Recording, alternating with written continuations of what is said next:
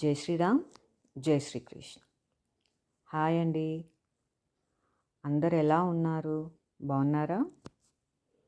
ఈరోజు మా ఇంట్లో చామంతి చెట్టుని చూపిస్తున్నానండి. వైట్ చిట్టి చామంతి.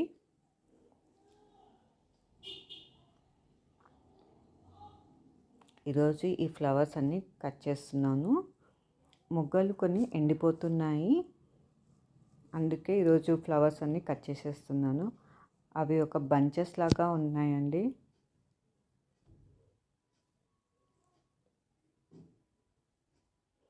మొగ్గలు ఎందుకు ఎండిపోతున్నాయో అర్థం కాలేదు. మీకేమన్నా తెలిస్తే చెప్పండి, ఎందుకు అలా మొగ్గలు ఎండిపోతున్నాయో.